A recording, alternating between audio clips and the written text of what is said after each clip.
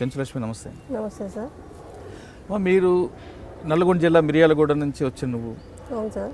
ఎందుకు దొంగతనాలు బాట పట్టావు? అంటే చదువుకోవడానికి ఆర్థిక స్తోమత లేక, లేదా పుట్టి పెరిగిన వాతావరణం, లేదా కుటుంబ పోషణ కోసమా, లేదా అక్కడ చెడు స్నేహం వల్ల?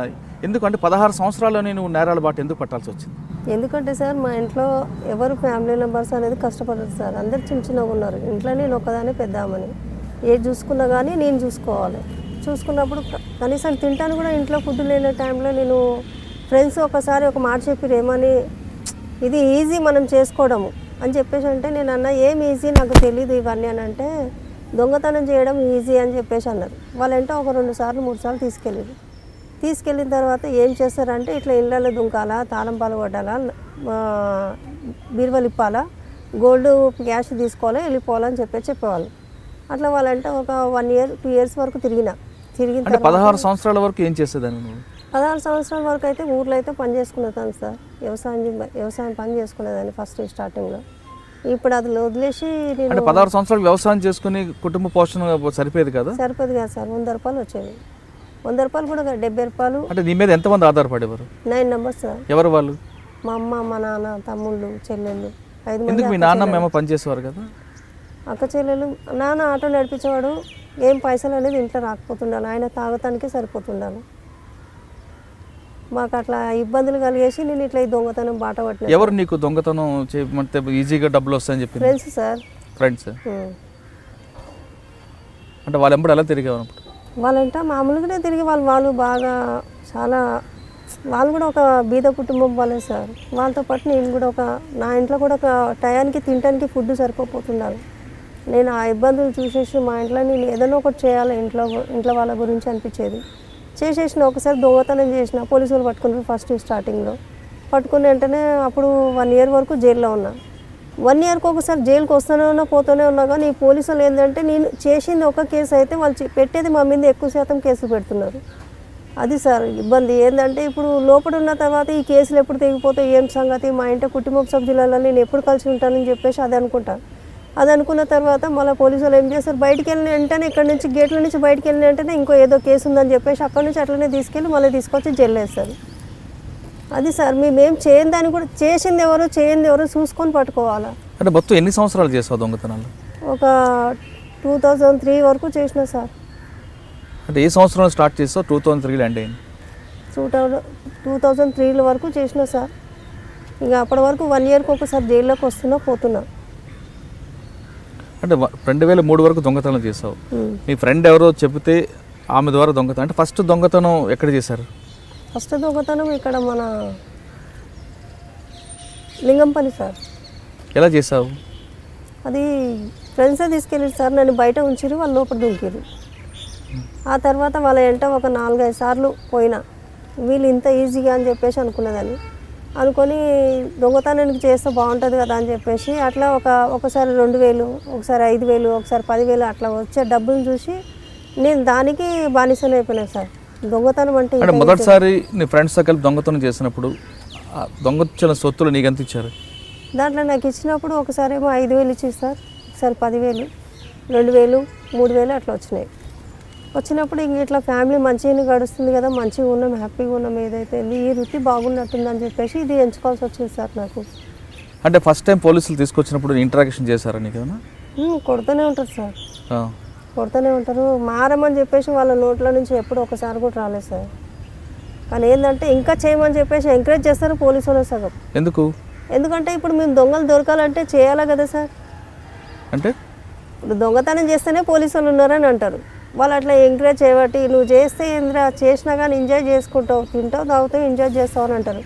కానీ మేము అది ఎంత ఏం లేదు సార్, మాకు అవసరం కూడా లేదు సార్, మా ఫ్యామిలీ నెంబర్ మాకు గడుస్తూనే అంతే చాలని చెప్పేసి అనుకున్నదని.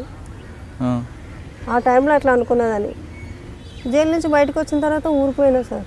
ఊరికి వెళ్ళిన తర్వాత అక్కడ ఇంట్లో అందరితోటి మంచిగా ఉన్నాం. అప్పుడు డైరెక్ట్గా ఇంట్లో నుంచి తీసుకొని వచ్చారు. ఇంట్లో నుంచి 4-5 సార్లు తీసుకొని వచ్చారు సార్. తీసుకొచ్చి ఎక్కడ పెట్టారు? జైలుకి పంపించారా? జైలుకి పంపిస్తాను. ఆ కేసులు నేను చేసింది కాదు, పెట్టింది కాదు. కానీ ఒక్కసారి తప్పు చేసినందుకు పదే అని దొంగ అని ముద్ర మాత్రం కంపల్సరీ వేసింది సార్ మనిషికైతే. అంటే దొంగ అని ముద్ర పడిన తర్వాత జైలుకి వెళ్ళి వచ్చిన తర్వాత మీ ఊరు వెళ్తే మీ ఊరు ఎవరు రానిచ్చేవాళ్ళు కాదు సార్, ఎవరు రానిచ్చేవాళ్ళు కాదు. అక్కడ ఇక్కడికి వస్తే మా పరువు పోతుంది, ఈ పిల్ల ఈ ఊర్లో ఉంటే బాగుండదు, ఈ పిల్ల జైలు పోయి వచ్చిందంట, ఇట్లా అంట అట్లా అంట అని ఎంతో బ్యాడ్గా మాట్లాడుకునేవాళ్ళు. రేణుక ఎవరు? రేణుకకి నీకు మధ్యన ఫ్రెండ్షిప్ ఎలా కుదిరిన తర్వాత ఎందుకు మీ ఇద్దరి మధ్యన విభేదాలు ఎందుకు వచ్చాయి? ఏంటంటే మా ఇద్దరి మధ్యలో ఎందుకు గొడవ అయిందంటే వాళ్ళు సపరేట్గా దొంగతనం చేసి వాళ్ళు సపరేట్గా తింటుండాలి, నాకు తెలియకుండా కొన్ని దాచిపెడుతుండే. కాదు, రేణుకకి నీకు మధ్యన పరిచయం ఎక్కడ ఏర్పడి? ఇక్కడనే బయటనే సార్, మా ఇంటి పక్కనే. మిరియాలు కూడా.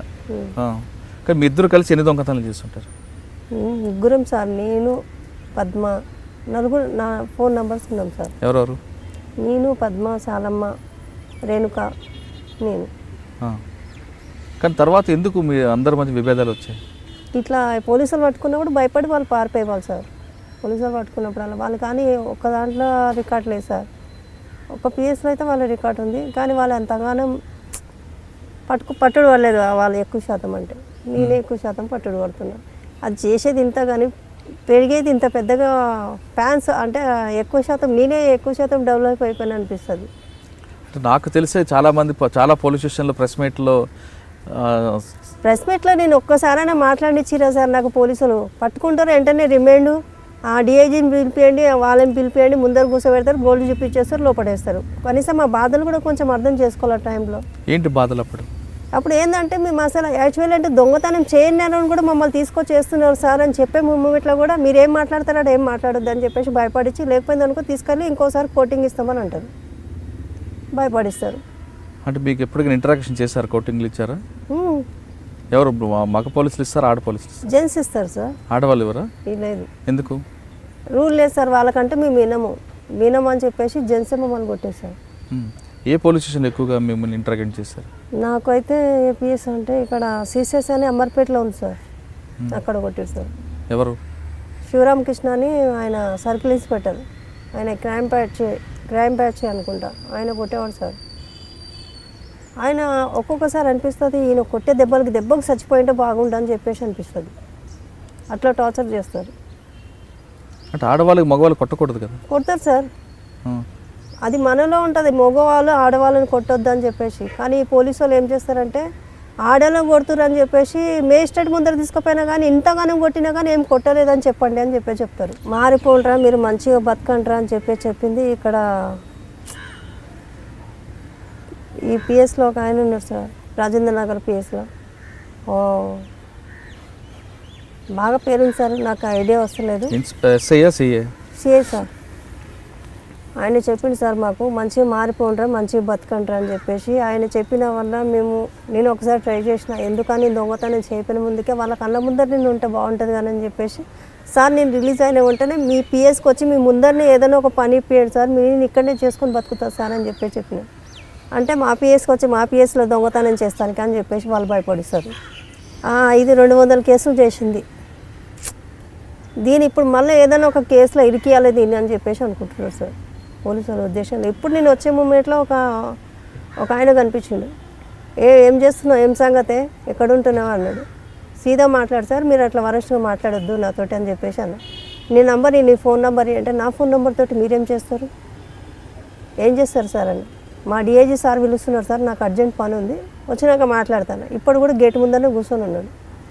ఇట్లా పోలీసులు ఎప్పటికి మారారా సార్, గీమే మాటలు. పిల్లల్ని ఇంట్లో కూడా అట్లా పిలుస్తారో లేదో కానీ సార్, దొంగతనం చేసిన వాళ్ళకి మరి అంత వరస్ట్గా మాట్లాడతారు, అంత బూతుగా మాట్లాడతారు. మరి ఈ విషయం దాంట్లో ప్రాపర్టీ మనం కోర్టులోకి వెళ్తే ఏమంటారు సార్, జడ్జి కూడా పోలీసు వాళ్ళ మాట్లాడింటారు ఆడ. జడ్జి సార్ మేము దొంగతనం చేయలేదు సార్ అంటే, వాళ్ళని పిలవండి అయ్యా, వీళ్ళని పిలవండి అయ్యా అని చెప్పేసి ఒక 2 years 3 years అట్లనే జైల్లోనే మురగొడుతుంటారు వాళ్ళని. ఇంకా వాళ్ళ ఫ్యామిలీ మెంబర్స్ ఏమైపోతారు సార్. మేజిస్ట్రేట్లు కూడా పట్టించుకోవాలి సార్. మేజిస్ట్రేట్లు ఏమంటారు, ఈమె చేసిందా, చేసింది, ఏం చేసింది అయ్యా, షార్ట్ షీట్ వేయండి, కేసు నడిపియండి అని అంటారు. అది మళ్ళీ ఒక 6 months తర్వాత కేసు అయిపోతుంది అని చెప్పేసి మేము ఎదురు చూసాము. ఇట్లా పోలీసులు మళ్ళీ ఏదైనా ఒక కేసు తీసుకొచ్చేయడం. సార్ మేము ఈ కేసు చేయలేదు సార్, ఇది అనవసరంగా వేస్తున్నారు సార్ అంటే, చేయండి వేస్తారమ్మా మీకు అని చెప్పేసి మేజిస్ట్రేట్లు అంటారు. ఇప్పుడు నా కాళ్ళ మీద నేను బతుకుతున్నా సార్.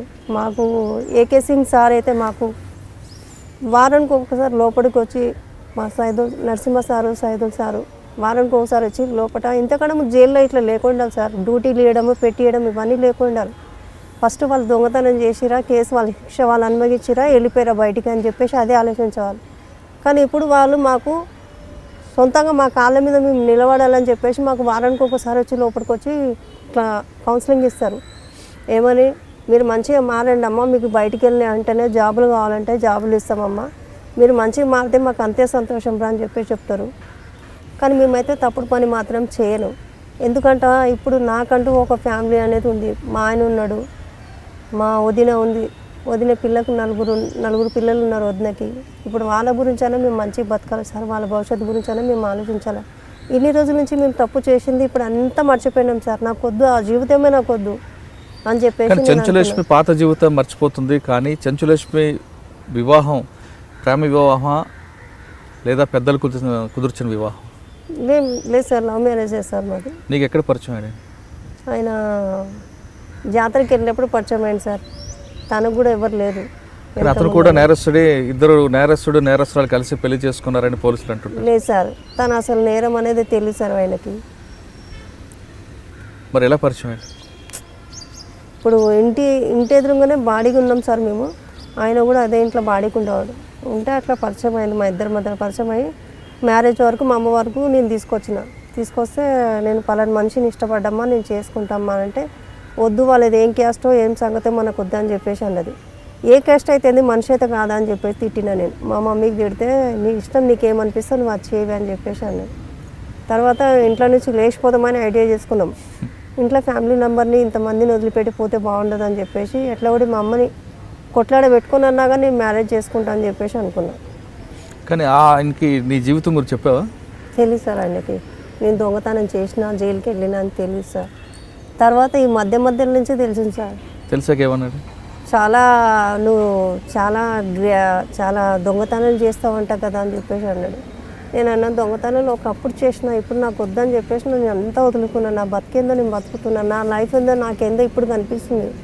నిమిషంలో 10,000 15,000 సంపాదించుకున్న దానికి ఇట్లాంటి లైఫ్ ఎందుకు వచ్చిందా అని చెప్పేసి నేను బాధపడతలేను. ఇప్పుడు గర్వంగా ఉంది, ఎందుకంటే తలెంతుకొని నేను బతుకుతున్నా, నాకు అది చాలు.